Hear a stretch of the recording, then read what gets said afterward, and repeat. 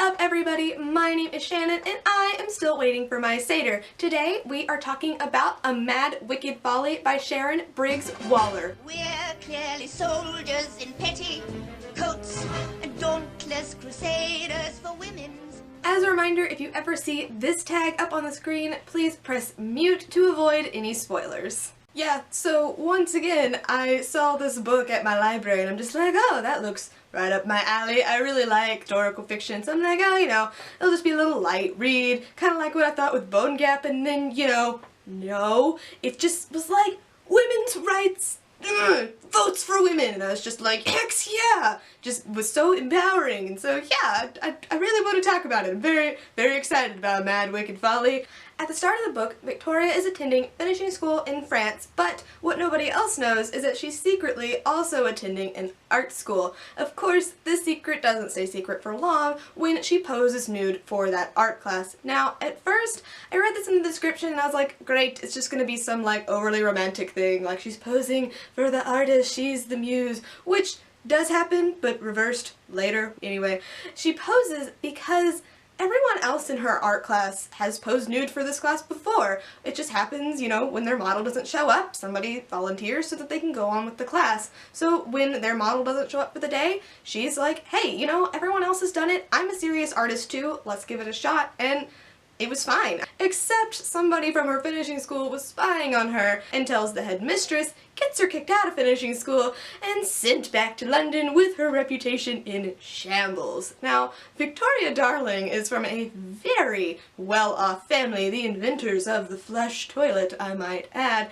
So to have her, be completely scandalized is very not good. The only solution that her parents see to this is to immediately have her married off so that she can just start being a proper woman in society and fix her reputation. As you might assume, Victoria is a very driven, independent woman. She doesn't really want to get married. What she wants is to go to the Royal College of Art. But here's the catch. Her father has forbidden her from pursuing any of her art after this scandal, so they're not gonna pay for it. What do you do at this time? Well, you get married. That's how women got money. So she agrees to her parents' plan. She meets the guy. He seems actually pretty cool. He's like, yeah, you want to draw? I don't really care. You do whatever you want. I don't really care. He was just kind of very chill. Great, I can have the money, we can pay for the tuition. Now all I have to do is fluff up my portfolio, send it in, and get accepted. However, she starts to find out that going to this art college is not going to be as simple as she thought. They really only accept men, and so being a woman, it's practically impossible to get in. And even if you do, nobody's really going to think anything of you. You're always going to be put down because of that. And that is where this overarching theme of just a girl really comes in. Victoria is, like I said, from a very well-off family. There are things that girls just don't do in society. And time again, with the suffragettes, with P.C. Fletcher, who is, of course, the love interest, they tell her that you shouldn't let anything stand in your way just because you're a girl or just because people tell you that you can't do it. Look at you. You are going behind your parents' backs and applying to art school. It's amazing what you're doing, and yet you still have this idea in your mind that you can't do something because you're a girl. No! You can do anything you put your mind to. And this was just, oh my gosh, it took my breath away. It was very much like Zootopia, where they very frankly talk about racism. This is exactly what it was. They just brought up, they're like, hey, this is inequality, this is wrong, we're all equal, women and men are the same, there's nothing separating us, we should have the same rights. And they're absolutely correct. At this time, you'd think that there is no inequality between men and women, but just look at the women's US soccer team. They get paid 40% of what the men get paid. That's not even half. That's absolutely ridiculous. Why is this sexism still around?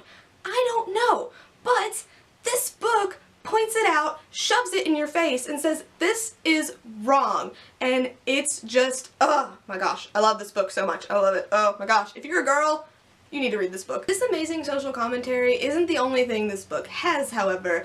They are a little heavy-handed with the romance, which is forgivable, mostly because I like historical fiction romances, but for some of the younger readers it's probably a little much. but P.C. Fletcher really helps to push Victoria and show her that you don't have to marry who your parents say you want to marry. If you marry for money, you're not going to be happy. You should just do what makes you happy and forget about anything else. And that really helps push her along in the end to fighting for the vote and really realizing that she's her own woman and she can do whatever she wants. She's not going to let anybody else stand in her way ever again. Sorry, I know this got a little bit ranty because, you know, women's rights, hex, yeah!